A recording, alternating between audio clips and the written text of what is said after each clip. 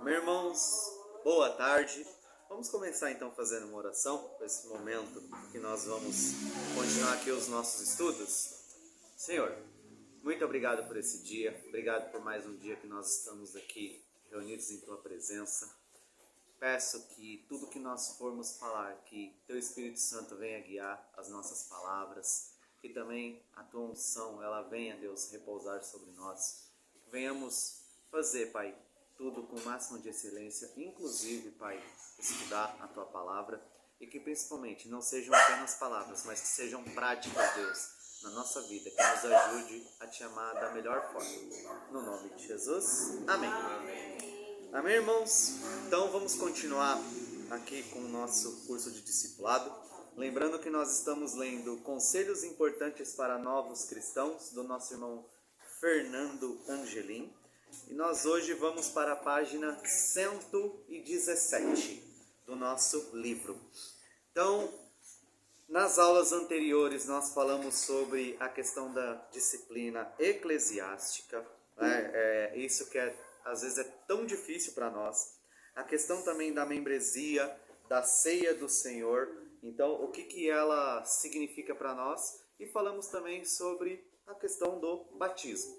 Tá? Agora nós vamos continuar ainda nessa linha, que é no tópico 2.3, sinais de uma igreja doente. Qual é a página? 117. 117. Essa tem número. Então, irmãos, antes de começar,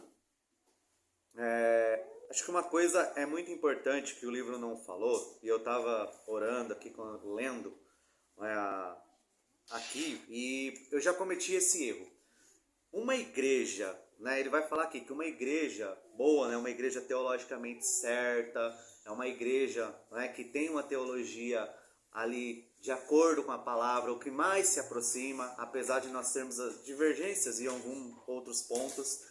Mas é muito importante porque às vezes a gente confunde boa teologia com pregação expositiva. Tá? Então você pode ter uma igreja com uma boa pregação expositiva, você pode ter uma igreja que tenha um louvor também bastante bíblico, o que se aproxima bastante da Bíblia, e mesmo assim ela ser uma igreja muito ruim. Tá? Eu lembrei de um exemplo aqui que num culto fúnebre, um padre, ele simplesmente abriu a Bíblia e ele pregou expositivamente. Significa agora que nós vamos para a igreja católica porque o padre fez uma boa exposição bíblica? Então, tem muito isso. Não é só uma pregação expositiva que faz uma igreja teologicamente correta.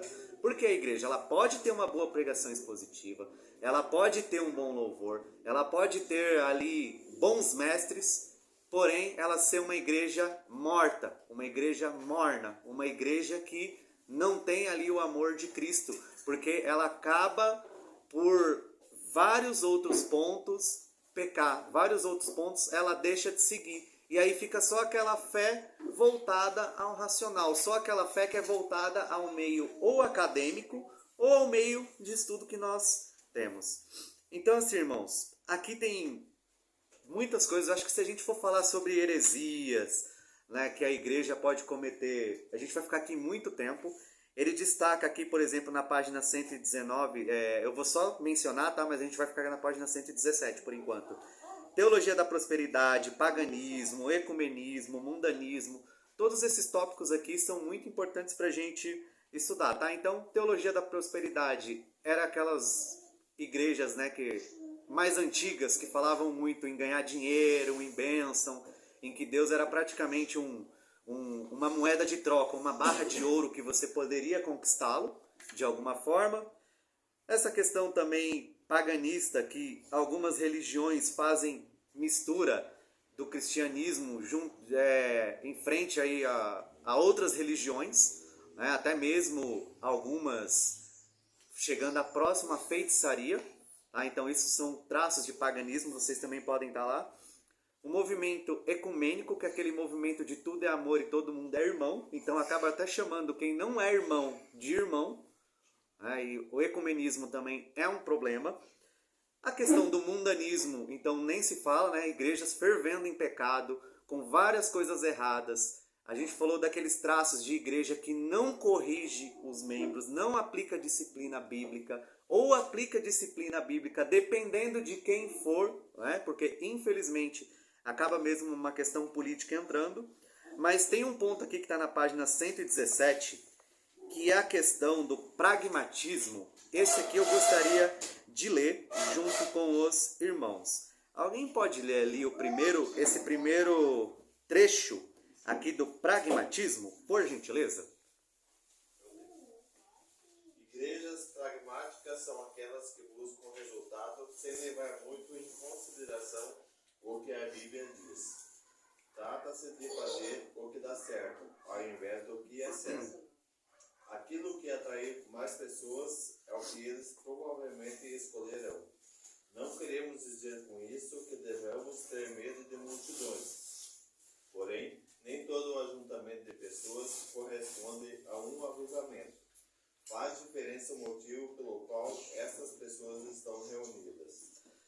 Eu quero fazer um adendo aqui, porque isso aqui que ele falou, eu creio que está certo, mas existe um outro tipo de pragmatismo também, que é aquele que você acaba fazendo, meio que cumprindo uma cartilha para você ser crente. Igrejas que elas têm um selo muito tradicional, geralmente cometem muito esse pecado, porque as pessoas começam a mais dar ênfase e cumprir a uma série de regras da igreja, para que elas possam ser salvas, do que realmente elas serem cristãs, prestarem atenção na palavra de Deus. E com isso, acabam cometendo erros esdrúxulos. Eu sempre vou lembrar aqui de um pastor que veio, né, dar um seminário para a gente, e ele mencionou o caso de uma igreja nos Estados Unidos, em que o teto da igreja era uma estrutura de madeira, então via muitos pombos, e os pombos acabavam ali fazendo sujeira em cima das pessoas, e as pessoas tinham que toda hora ficar levantando e sentando-se para se limpar. E aí alguém teve uma ideia muito boa. Falou assim, e se a gente usasse chapéus? Então o pessoal ia com os chapéus assim, que ele era uma aba que quase cobria o corpo inteiro. Por quê? Os pombos faziam as sujeiras dele, eles em tese não precisariam se levantar tanto assim na hora do culto, e aí eles iam, após o culto, lavavam os chapéus e cada um ia para casa. Bem interessante que mais de 100 anos depois, essa igreja mantinha os chapéus. Só que ninguém mais sabia o porquê que eles mantinham os chapéus. Mas era certo você entrar com o chapéu naquela igreja. Se você entrasse sem o chapéu, você não era... né, eles convidavam você a usar um chapéu. Então assim, você vê que eles pegaram algo que ali era, né, um elemento para facilitar o culto e transformaram num pragmatismo, numa prática em que eles olhavam assim, não, essa igreja aqui, todos utilizam chapéu, então se você vier sem chapéu, você vai ser convidado a isso. Como eu falei, igrejas que têm muito esse selo tradicional, que tem muito esse selo, né, de, não, aqui a gente tem uma cultura, pode estar caindo num erro assim. Às vezes eles criam, ou eles estão seguindo uma regra que não faz mais parte, não faz mais sentido, porém eles seguem por seguir. E como que a gente pode verificar se isso, né, que eles estão fazendo está errado ou não? A resposta é bem mais simples do que nós imaginamos, que é justamente a leitura bíblica. Como eu falei, existem muitas coisas erradas que às vezes entram dentro da igreja, e igrejas que são consideradas boas. Por quê? Você olha e fala assim, poxa, mas essa igreja tem uma boa pregação expositiva. Nossa, mas essa igreja tem um bom louvor. Mas aí quando você vai olhar, as práticas da igreja tornam-se terríveis, ruins. Práticas que não fazem parte da Bíblia. Sabe aquele lugar onde eu falo assim, olha, se você não vier de camiseta, para nós tudo bem, né? A gente aceita aqui pessoas que não venham de camiseta, que venham de camisa meia longa. E a pessoa vem de camisa longa, todo mundo fica olhando assim para ela, né? Todo mundo fica olhando. A pessoa sente aquela pressão, mas ninguém fala nada. Ou aquelas igrejas que, né, às vezes querem colocar até mesmo o dedo aonde não deveria. Então, prega politicagem no culto, prega também como você deveria agir na sua família de um jeito ruim. E todas essas práticas, quando você vai olhar, você fala, poxa, mas não é isso que a Bíblia diz. Ou, poxa, não foi isso que o texto está falando. É uma questão de interpretação do texto, é uma questão de uma, que a gente chama, né, hermenêutica, que é como você interpreta o texto. Ou exegese, o que esse texto realmente quis dizer. Vamos estudar nas minúcias? Será que eu não estou tirando uma aplicação errada para a minha vida? E muitas igrejas, elas utilizam essa questão pragmática, ou seja, ela coloca uma série de coisas ali como os fariseus colocavam. Os fariseus tinham toda a lei, só que eles conseguiram esticar a lei muito além, colocando o quê? Uma série de práticas que não fazia parte da lei e que eles olhavam para o povo e falavam assim, vocês vão cumprir. E é bem interessante porque uma das características de igrejas assim é que geralmente as pessoas que pregam muito esse tipo de pragmatismo, esse tipo de regra, geralmente eles não seguem. Eles cobram de outras pessoas de uma maneira ferrenha, porém quando você vai olhar, ele é uma pessoa certamente hipócrita. E aí você vê que está com a vida também cheio de outros pecados, cheio de outras coisas que a Bíblia condena, porém ele está ali numa série tão regradinha e tão bonitinha. E aí a gente vê, por exemplo, igrejas que você só pode ir com um tipo de vestimenta. Igrejas, por exemplo, que se você tem um filho, eles olham e falam assim, não, você está em pecado, você tem que ter 5, 6. Né? Igrejas que às vezes olha o seu estilo de vida e fala assim, não, cara, você não pode ter esse trabalho, você tem que ter um trabalho, né, maior, um cargo maior na sua empresa. Que isso, você tem que ser o diretor da sua empresa. Você não pode ser só o funcionário normal, isso aí é pecado. E você tem igrejas que pregam isso abertamente, inclusive em literaturas, tá? Então toma muito cuidado, porque às vezes a igreja não prega isso abertamente, mas ela pega e fala assim, toma esse livrinho aqui.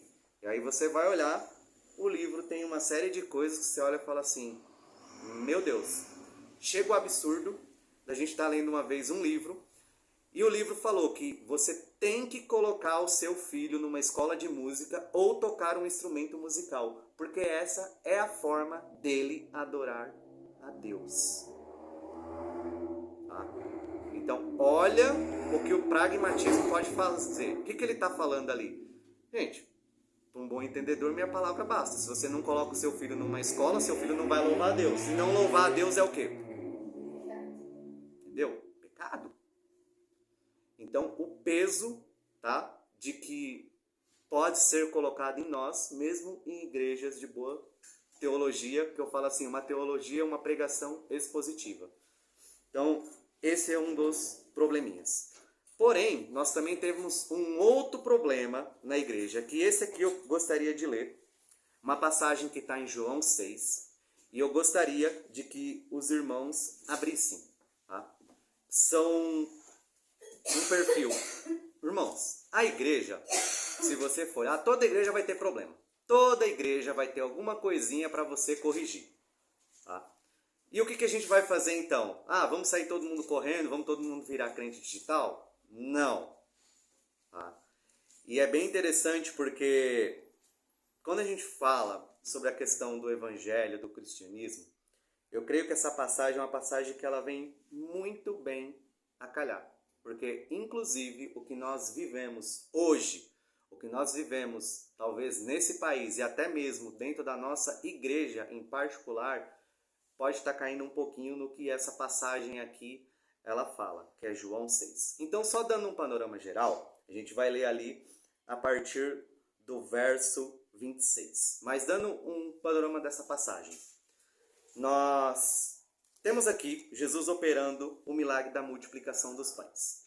Então, Jesus multiplica os pães, e aqui fala que a multidão estava seguindo ele, onde Jesus ia. Né? Então, Jesus ia para um lugar, a multidão ia. Jesus ia para outro lugar, a multidão ia atrás.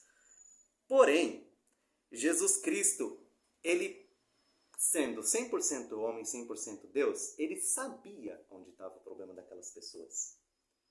E a partir daqui, aquele discurso dele vai transformar, assim, duro, tá? De certa forma. Por que o discurso é duro? Porque nós somos pecadores e é muito difícil, às vezes, a gente ouvir algumas coisas. E, principalmente, imagina você ouvir algo do próprio Mestre Jesus. Então, a partir do 26, ele fala assim, Jesus respondeu-lhes e disse, olha só, na verdade, vos digo que me buscais, não pelos sinais que vistes, mas porque comeste pão e vos saciastes. Trabalhai não pela comida que perece, mas pela comida que permanece para a vida eterna, a qual o Filho do Homem vos dará, porque a este o Pai o selou. Disseram-lhe, pois, que faremos para executar as obras de Deus? E Jesus disse-lhes, a obra de Deus é esta, que creiais naquele que me enviou. E aí é bem interessante, porque Jesus vai falando ali sobre a questão do maná, né, que as pessoas comeram no deserto, vai fazer ali, vai evocar um texto do Antigo Testamento, que é quando Moisés, né, ele ora a Deus e cai pão do céu, e aí no 33 ele fala assim, porque o pão de Deus é aquele que desce do céu e dá vida ao mundo. E disseram, pois, Senhor, dá-nos sempre esse pão. Jesus lhe disse, eu sou o pão da vida. Aquele que vem a mim não terá fome, e quem crê em mim nunca terá sede. Mas já vos disse que também vos me viste, e contudo não creste. Olha o que Jesus está falando. Ou seja, essas pessoas estão vendo e não estão crendo. E aí é bem interessante, porque nessa passagem aqui, eu vou parar por aqui, tá? Não vou explorar toda ela. Mas quando Jesus ele fala que ele é o pão do céu, e que aquele que não crê nele, né, que aquele que crê nele, na verdade, nunca mais terá fome, as pessoas acham esse discurso muito duro. E na passagem fala que muitos o deixam. E quando você vê isso, eu estava olhando ali, né, nos comentaristas bíblicos, eu achei bem interessante, porque ele fala ali Jesus estava se revelando como o pão da vida, como o Cordeiro de Deus. Então Jesus estava olhando e falando assim, ó, é a mim que vocês têm que seguir. Vocês não têm que seguir somente os sinais que eu opero. Vocês não têm que seguir somente as maravilhas que eu faço. Mas vocês também têm que comer de mim. Então Jesus, querendo ou não, está chamando a um arrependimento de pecados. Ele já está apontando, inclusive, para o sacrifício dele na cruz. E ele está chamando para crer. E é algo que nós temos muita dificuldade, que é realmente assumir um compromisso com Cristo. Quando você olha o cenário da igreja brasileira, né, eu falo assim, é bem genérico isso aqui que eu estou falando, as pessoas se dizem cristãs. Mas aí você olha e fala, quem é realmente que é cristão? No sentido assim, quem que está ali firme com Deus? Quem que está congregando? Quem que está realmente orando? Quem que está sobre a cobertura espiritual, que é estar sob uma igreja, está ali sobre tantos cuidados, como também com as obrigações que você tem que cumprir? Quem são esses? Quando você olha, a maioria parece que se comporta como essa multidão. São aqueles que viram as costas e falam assim, até aí eu não vou.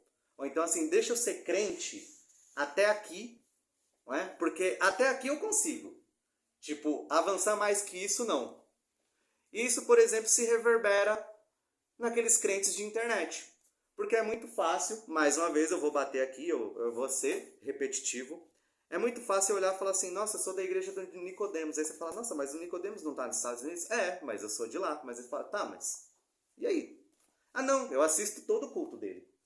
Ah não, todas as palavras, né, eu vou lá e estou presente. Mas irmão, ser crente não é isso. Ser crente não é somente você consumir. É você realmente estar num compromisso com Deus. E a palavra fala para a gente não abandonar a igreja, não deixar a igreja como estava sendo o costume de muitos, que está lá em Hebreus 10.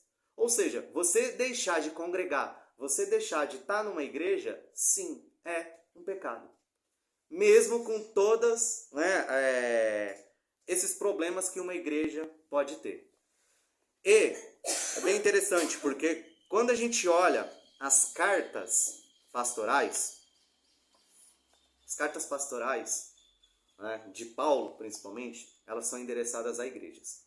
Igrejas que têm problemas reais, igrejas que estão passando por dificuldades, que estão com problemas até mesmo, como nós vimos na última aula, bem graves. Né? Tipo, um homem ali junto com a madrasta dele tendo relacionamento ilícito.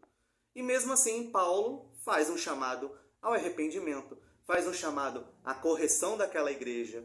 Então, irmãos, não tem desculpa de nós não congregarmos. Em algum lugar você vai ter uma igreja onde ela vai ter problemas e Deus vai abençoar, que você vai congregar e vai servi-lo da melhor forma. Tá? Eu acho que assim, esse negócio do digital, ele já foi muito longe. E às vezes a gente confunde o que é a comunhão com os irmãos do que você estar sentado numa tela vendo pastores do mundo inteiro. Isso não é igreja. Isso não é você ser parte do corpo de Cristo. Tá? Pode falar. Não, pode falar. Eu acho também um efeito do digital que acontece é que nós o tempo todo estamos nos expondo a informações. A gente está consumindo informação atrás de informação cristã e a gente fica saturado. Aí a gente chega na igreja local e a gente se depara com o pastor. Eu não estou falando no nosso caso, que eu vou ter que puxar sardinha pro meu pai, né? Mas o pastor é normal, ele vai fazendo exposição normal, os irmãos são normais. Na internet todo mundo é muito bom, todo mundo é eloquente, é o recorte perfeito, no timing certo. E aí você chega na igreja, todo mundo é meio normal da vida. E aí cria essa insatisfação e essa busca por uma coisa que nem existe, sabe? A gente fica daí, começa a comparação, aí começa a entrar os discursos, por exemplo, às vezes isso acontece muito nas EBDs, ele já ouviu de outros pastores.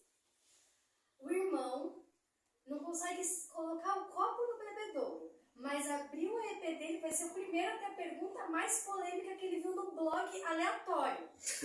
Para servir os irmãos, não consegue, mas para achar pelo em ovo na internet, porque sempre vai ter a pergunta difícil teológica, a pessoa consegue. Então fica essa idealização de uma igreja que não existe. Aí você vai chegar no domingo, vai ter irmão normal, com todo respeito, eu gosto muito de todo mundo estar aqui, mas isso é muito normal. E a gente precisa aceitar que não é que nem a internet pinta, todo mundo muito performático, todo mundo é muito bom, todo mundo tá...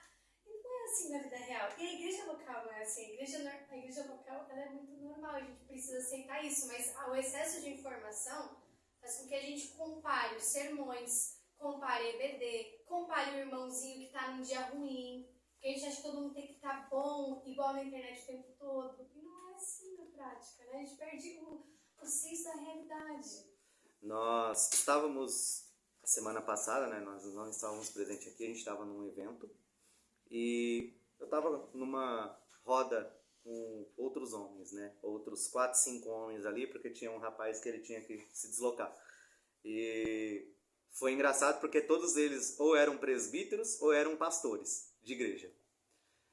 E assim, irmãos, a gente vai conversando, a gente fala assim, meu Deus, a igreja real ela tem problemas. Né?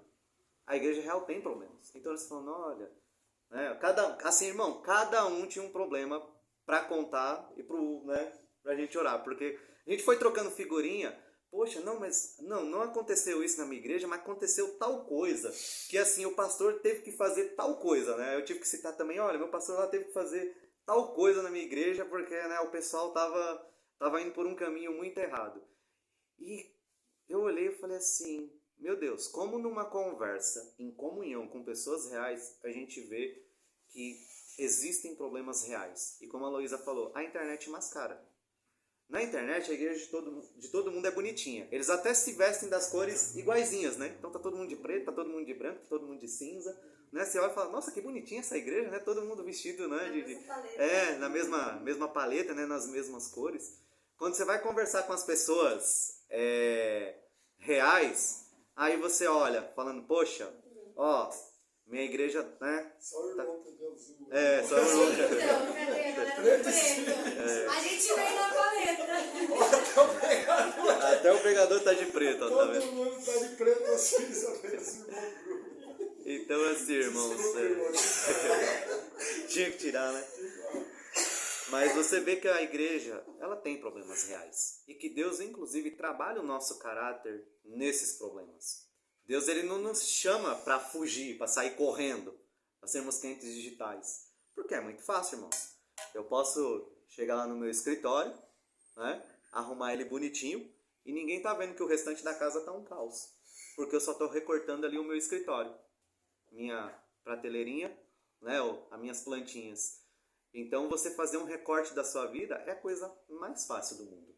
Como eu falei, né? Ninguém vai ver que, sei lá, seus cachorros estão passando fome, seu carro tá no meio da rua lá tomando chuva com os 4 pneus furados, seu jardim tá com um mato que tá passando o muro, ninguém tá vendo, mas tá todo mundo vendo ali aquele recortezinho que você quer mostrar. Pode falar, irmão. O que acontece também é que as pessoas às vezes têm problemas na igreja, né? Com outros membros, ou até com pastores, de que a pessoa, vou ficar em casa porque eu vou na igreja, sei lá, vou ser magoado, vou ser... Sim. Certas coisas que acontecem, daí a pessoa, como hoje tem a internet, ela Sim. fala, melhor ficar em casa mesmo. Sim. Porque, irmãos, realmente, existem pessoas que foram machucadas? Existem. Existem pessoas que, sei lá, passaram por alguma situação constrangedora por parte de uma liderança ou alguma pessoa da igreja? Existe. Mas qual que é, né, a normativa bíblica? É ir lá e consertar, assim como nós vimos. Vai lá e conserta. Vai lá, ó. Se não deu para consertar, chama 2 testemunhas. Se a igreja inteira, vamos colocar aqui um caso extremo, né? Se a igreja inteira voltou as costas para você, se a igreja inteira, enfim, fez um monte de coisa errada, irmãos, existem outras igrejas que você pode congregar. Existem outras igrejas que você pode chegar e falar, pastor, eu tô com um problema assim, assim, assim, ó, aconteceu isso, isso e isso na igreja. Eu quero congregar aqui, tipo, ó, enfim, né, tô chegando, me ajuda, enfim, irmãos, eu não sei a condição de cada um. Mas assim, largar a igreja, eu sei que às vezes parece ser muito sedutor. Né? É muito sedutor você pegar e falar assim, quer saber? Eu não vou mais para a igreja, eu não vou mais ficar me deslocando, quebrando cabeça, tomando chuva, tomando vento, tomando frio, tendo que pedir carona para outra pessoa. Eu fico aqui em casa, né? Posso ouvir pastores maravilhosos, né? Talvez que tenha tanta referência ou mais do que o meu. Posso ouvir ali, né, vários estudos que vão me agregar muito.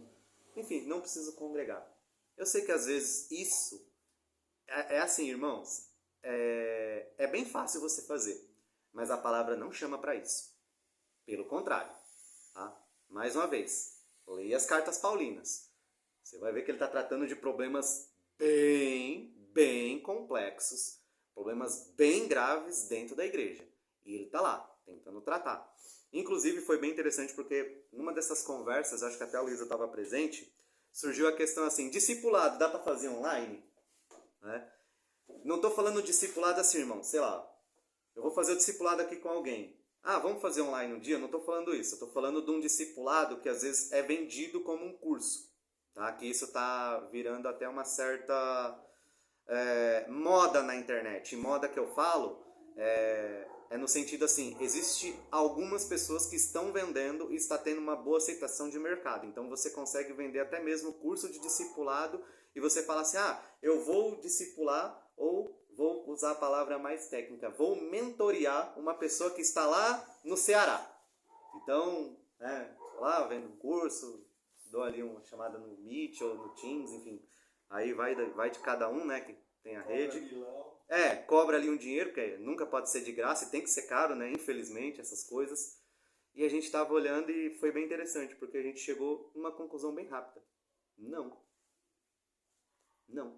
Não existe discipulado online. Não existe eu discipular uma pessoa que está lá no Ceará, porque eu não sei como é que ela está lá. Quando Paulo ele escreveu as cartas, ele sabia dos problemas. Inclusive em Corinto, ele morou lá, então ele sabia qual que era, né, o contexto daquela igreja. Ele tinha presbíteros, que ele estava mandando aquelas cartas, dando instruções bem específicas, porque ele sabia daquele problema. Então, por exemplo, olha Timóteo. Gente, ele conhecia quem que era Timóteo. Ele estava mandando uma carta muito bem interessada. Ele sabia que Timóteo ia pegar aquela carta, né, ou ele imaginava, né, que Timóteo ia pegar aquela carta e olhar e falar assim, entendi, então eu vou aplicar. E foi isso que a gente surgiu. Como é que eu sei o contexto de uma pessoa que eu estou vendendo um curso na internet, comprou um curso tipo, totalmente diferente do meu? Aí eu começo a discipular essa pessoa e essa pessoa começa a trazer alguns problemas. E é bem legal, porque essas pessoas de internet, geralmente, eles não assumem o problema. Sabe quem vai assumir o problema? É o pastor da sua igreja. É o presbítero da sua igreja. É o diácono que vai ter que ficar quebrando a cabeça. Então o cara te vende um curso, né, que ele sei lá, às vezes está até em outro país, E aí você consome, aí tem um monte de caraminhola que você começa a absorver, você começa a replicar dentro da sua igreja. E sabe quem vai ter que tratar isso? Não é o camarada que vendeu, é o seu pastor, que está bem aqui do seu lado. Que você às vezes poderia perguntar exatamente aquilo que você estava na dúvida. É às vezes aquele irmão que ele é mais maduro e que ele poderia te instruir. Ou aquela irmã que você olha e fala assim, poxa, essa irmã é uma irmã de Deus, eu gostaria de perguntar isso para ela. E aí você compra um curso na internet de uma pessoa que às vezes não está no seu contexto e ele só está ali para vender. Tá? Olha, irmãos, eu não vou julgar o coração de todos porque eu não sou Deus. Mas assim, eu te garanto que tem muita gente que está só para vender curso. Ele está só para ganhar dinheiro. E hoje, infelizmente, alguns cristãos, né, algumas pessoas que estão na igreja, eles estão bem propensos a ser um mercado muito lucrativo. E aí, como eu falei, você compra, às vezes acaba expondo problemas que não deveria, tá? Porque você tem cursos até mesmo de sexualidade que vai falar coisas assim que bem pesadas. E aí quem é que vai lidar com o problema? Não é a pessoa. São as pessoas da sua igreja. São seus pastores, são seus presbíteros. Tá? Então é algo que a gente estava comentando com isso e eu achei muito pertinente trazer. Mais uma vez, irmãos, olhando aqui alguns preceitos que a gente pode tirar dessa passagem. A gente tem que ser compromissado. Mas a gente tem que saber com quem nós estamos compromissados. Aquelas pessoas ali estavam olhando provavelmente só a questão das bênçãos, a questão do pão que estava, né, sendo multiplicado. Mas quando Jesus chamava para um compromisso verdadeiro, tipo assim, ó, vem, me segue, ó, eu sou o pão da vida, né? Aquelas pessoas começavam a simplesmente virar as costas. Então, assim, a gente tem que fazer um balanço na nossa vida. Será que o cristianismo mesmo que eu estou vivendo, ele é um cristianismo verdadeiro? Ele é um cristianismo em que eu amo a Jesus de todo o meu coração? E Jesus, ele fala, nesse mesmo evangelho de João 15, que aquele que ama é o que tem os mandamentos no coração e o guarda. Ou seja, é aqueles que cumprem os mandamentos de Jesus. Não é só você ficar falando assim, eu amo Jesus, eu amo Jesus, eu amo Jesus, eu amo Jesus. Gente, não é isso. É você realmente, apesar de todos os nossos pecados, nos empenharmos. Tá? A salvação ela não depende de nós, mas nós temos que agir como se dependesse. Então, é estar ali numa vida realmente que você tenta ser o mais temente, o mais piedoso a Deus o possível. Cumprindo as palavras dele, cumprindo os mandamentos. Mesmo a gente errando e caindo. Mas quando a gente erra e cai, o que a gente faz? Pede perdão e tenta voltar de novo. Quando são casos muito específicos, a gente já falou aqui, poxa, vamos procurar agora, então, um aconselhamento, vamos procurar uma ajuda para vencer essa situação que está difícil. Gente, isso é ser cristão. A igreja, ela vai pipocar problema. Porque nós somos pessoas, né? Nós somos seres humanos. Em 1 João fala que aquele que diz que não tem pecado, ele é mentiroso. Ou seja, você já tem 2 pecados para confessar. O da mentira e o que você não está vendo no seu coração. Tem alguma coisa aí dentro que você não está vendo. Então você já tem pelo menos 2 pecados para confessar. É impossível uma igreja não ter problemas. É impossível uma igreja, às vezes, a gente olhar e falar assim, poxa, mas essa situação é complicada. Mas o nosso chamado é sempre para nós sermos compromissados com a palavra. E a palavra, ela ensina a gente a ser compromissados com a igreja. A não deixar, independente dos problemas que lá tem. Como eu falei, vamos voltar nas cartas. Vamos ver por que Paulo está escrevendo aquilo. Paulo não está escrevendo só para ensinar. Paulo também está escrevendo para exortar, para puxar a orelha, para orientar, falando, ó, tá vendo essa situação aqui, ó? Haja dessa forma, né? Como vocês não estão agindo. E você vai ver que tem algumas palavras que ele fala que é bem dura. Em compensação, também tem palavras que ele fala que são bem amorosas. São aquelas palavras que realmente, assim, ele está ali sendo bem didático para guiar a igreja, para que a igreja, né, seja ali um reflexo de Cristo na terra. Então, sobre esse tópico, alguma pergunta? Alguém quer falar alguma coisa? A gente vai mudar para o último aqui, que é o trabalho. Eu posso falar e você fala no final, então. A questão é o seguinte, você falou dos cursos discipulados na internet, uma coisa é uma igreja que precisa, de repente, ministrar um curso, ministrar alguma coisa pela internet. Mas é uma igreja local. Com seus membros, né? Que funciona presencialmente. Outra coisa é você lidar com pessoas de longe que, inclusive, vão mexer em problemas de maneira inadvertida. Por exemplo, uma época, 20 anos, 25, teve um modismo muito grande que tem até hoje, que é o chamado Encontro com Deus. Falava-se também na época do movimento G12, envolvia algumas igrejas nesse ano. O que acontecia? A turma fazia determinados encontros e ia meter a mão em problemas de maneira humana, de maneira inadvertida. Aí o que acontece? A Bíblia mostra que o Espírito do Senhor abre a ferida e ele sara. Então é muito importante, quando você vai lidar com problemas, esperar o Espírito Santo.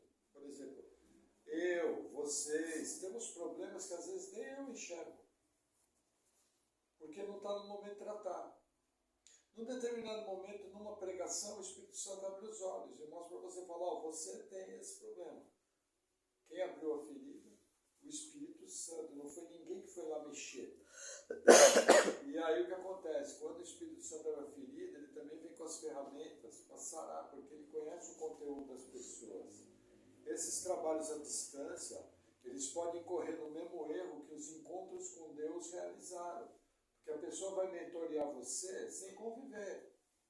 Entendeu? A pessoa nunca viu você enxugando prato na sua casa. Nunca viu você esquentando comida, queimando arroz.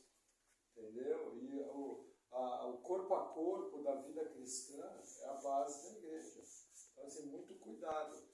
Lembrando que a internet é uma ferramenta válida. Eu estudo à distância, Diego estuda à distância, não tem problema nenhum. Mas é uma ferramenta de apoio, nunca pode ser o principal. Fala, Zita. Eu acho importante a gente ter em mente que os modismos, eles sempre voltam com uma nova embalagem. Exatamente. Isso que você falou do encontro com Deus, era muito comum também o movimento de cura interior. Sim.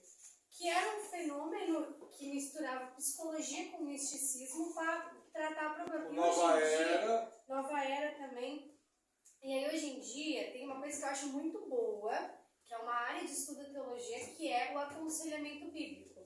Mas a gente não cuida, até o aconselhamento bíblico ele se torna uma cura interior com uma roupagem diferente. Se a gente não escolhe a forma e não faz nos moldes bíblicos do pastoreio e discipulado, vira um fenômeno 2.0 da cura interior. São armadilhas que a gente está no meio reformado, precisa abrir o olho, porque é uma tendência. Por exemplo, 20 anos atrás se falava sobre o quê? Na igreja de comunidades. 5 linguagens do amor, temperamento das pessoas. E o que tem no meio reformado hoje que está começando a entrar? 5 linguagens do amor.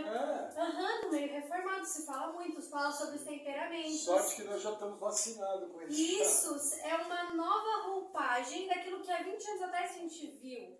Porque me parece que às vezes a gente está tão seguro da nossa teologia que a gente abaixa a guarda.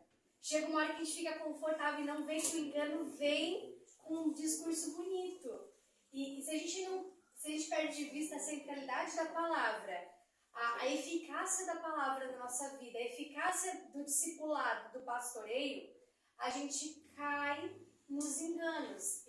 Eu fico muito preocupada porque a gente viu isso acontecer 20 anos atrás, a gente tem visto se repetir, e até às vezes o discurso da virtude, por exemplo, que está muito em alta, principalmente por causa, isso é um meio que a gente faz parte, a questão da virtude, por exemplo. Para os nossos filhos a gente estuda isso, de transmitir a virtude.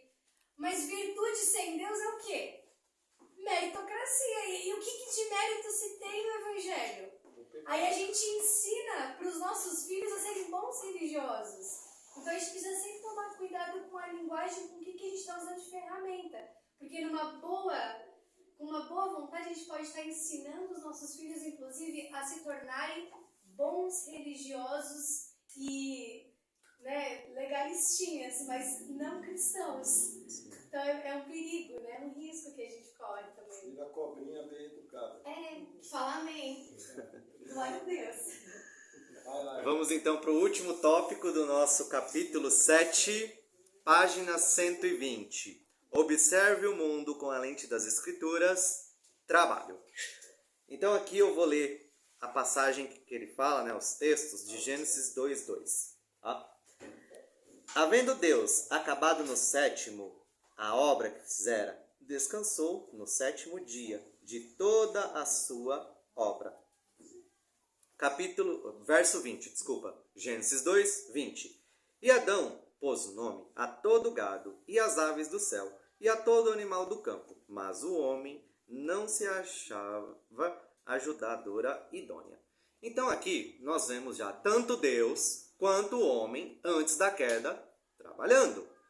Por que eu digo isso? Porque a gente gosta muito de reclamar do trabalho, né? Quem foi que inventou o trabalho? Quem não ouviu já essa pergunta? Mas quem que inventou esse negócio de trabalho? Gente, quem inventou foi Deus. E o trabalho era bom. Por quê? Porque Deus ele fez o mundo, ele descansou, Adão colocava o nome nos animais e cuidava do jardim. Então isso era trabalho. E era um bom trabalho. Porém, após a queda, que está em Gênesis 3, no verso 19, essa relação de trabalho, ela muda. Por quê? Aquilo que era algo prazeroso, aquilo que era algo bom para o homem cuidar do jardim. Imagina, o homem cuidando do jardim do Éden, dando nome aos animais, comendo dos melhores frutos que ele queria, né? E ali à sua disposição. Agora o trabalho ficou mais difícil por causa do pecado. E Deus ele fala assim, no verso 19 do capítulo 3 de Gênesis: no suor do teu rosto comerás o teu pão, até que tornes a terra, porque dela foste formado, porquanto és pó, e pó te tornarás. Ou seja, agora o trabalho vai dar problema também. Agora você vai ter um trabalho difícil, um trabalho que se você não fizer, você não vai comer. Né? Você vai ter aqueles chefes que, infelizmente, são bem inconvenientes. Você vai ter aqueles clientes que vão te azucrinar. Por quê? Porque tudo isso foi fruto do pecado. Então, irmãos, o trabalho não é ruim. É o pecado que, né, ali transformou o trabalho numa coisa difícil. Então, assim, antes da gente reclamar, quem foi que inventou o trabalho? Primeiro, quem inventou o trabalho foi Deus. E o trabalho ele só é tão difícil por causa do nosso coraçãozinho pecaminoso humano.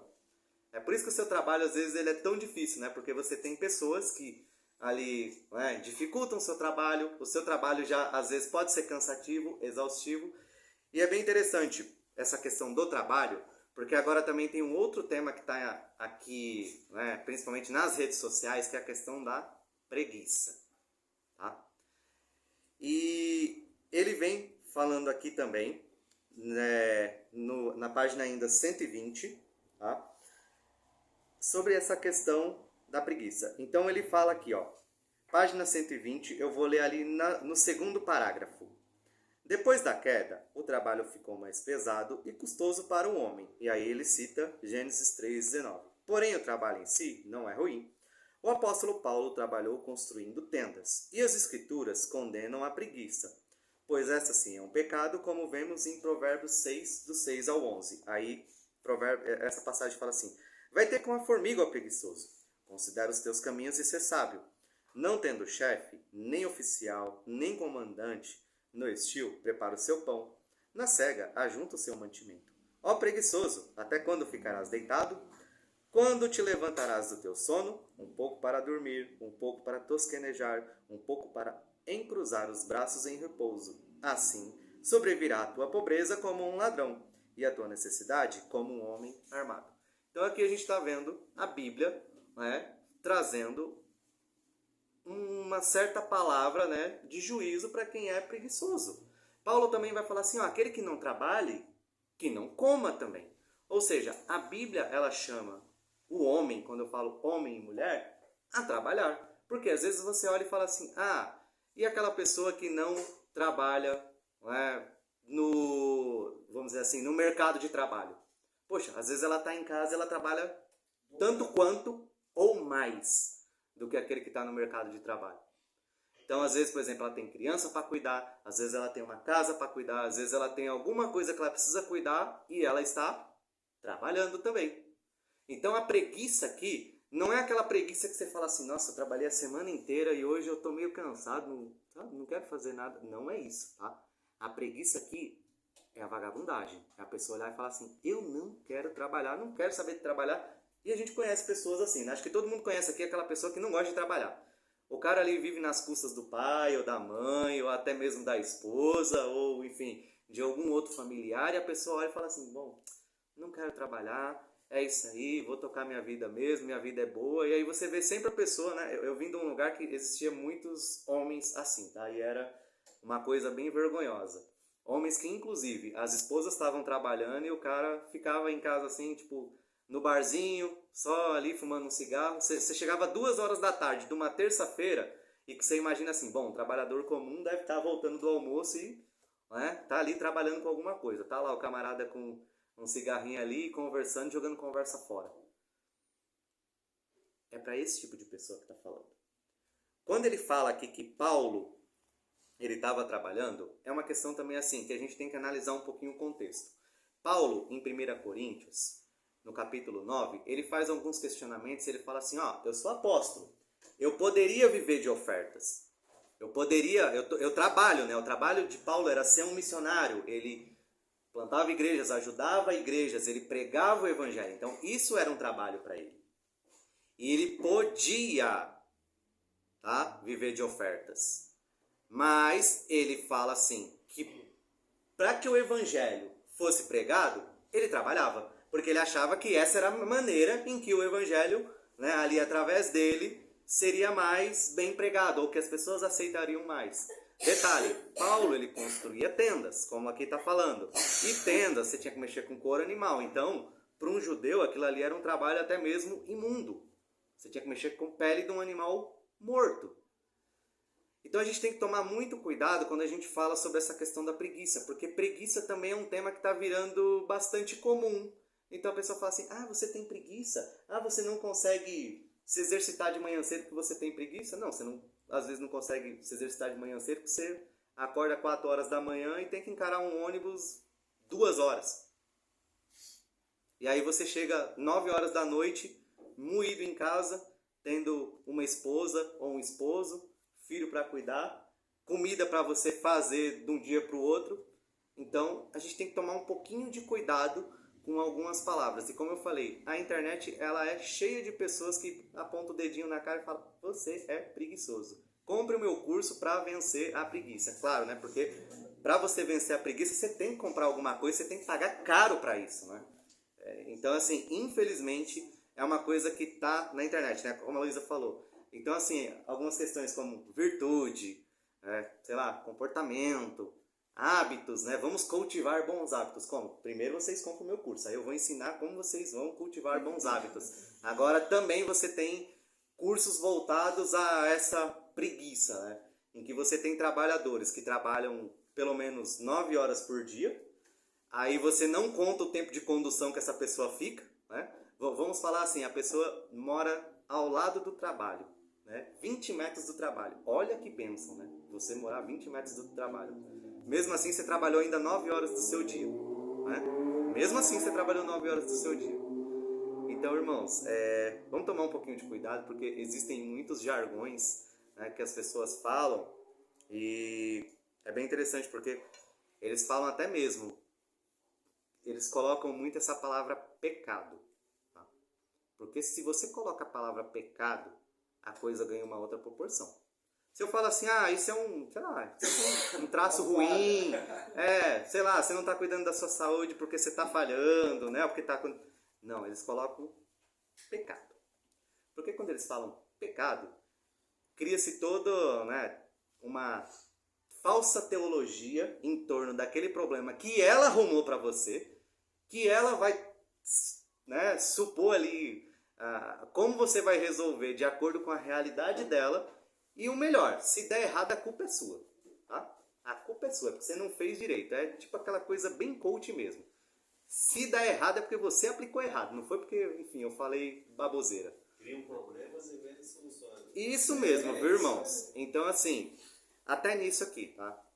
Primeiro, a preguiça é realmente você não querer trabalhar, tá? Não tô falando aqui para um trabalhador que, né, graças a Deus aqui todos nós irmãos somos, né? Não temos uma pessoa assim, que trabalha várias horas por dia, sem contar aí deslocamento e várias outras coisas, né, que a gente tem que ter.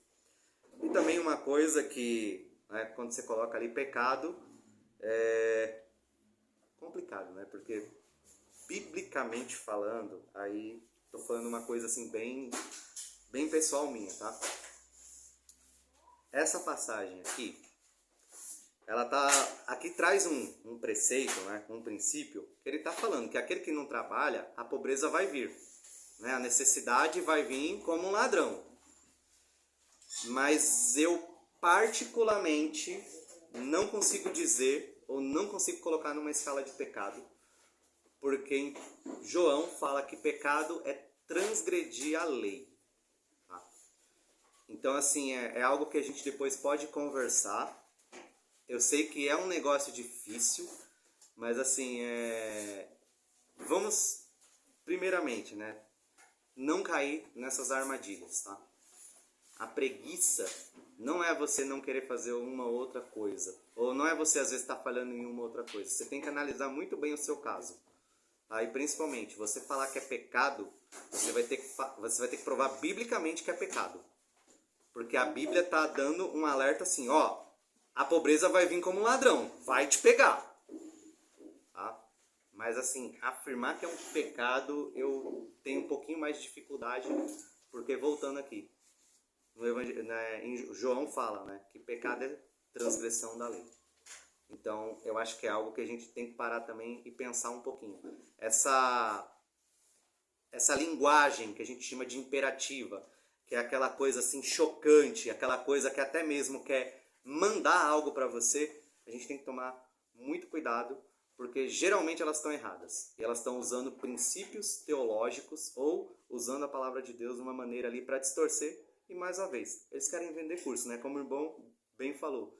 Cria-se o problema, vende-se uma solução e não pode vender a solução inteira, tá? Porque vocês vão ver que um dos traços desse mentor eles nunca podem vender uma solução, porque eles têm mais curso para vender. Então eles têm que criar esse vínculo, né, de aluno e mestre. E assim, irmãos, vamos vigiar. Amém? Amém. Deixa eu colocar uma coisa importante. Hoje em dia a gente vive muita cultura do guru. E a Bíblia não tem a cultura do guru. A Bíblia tem a cultura. Todos nós somos discípulos de Cristo. E esse Cristo colocou autoridades na igreja local. E colocou a igreja local para nós estarmos servindo a Ele e aprendendo tudo sobre Ele. Nunca perca o foco disso. Amém?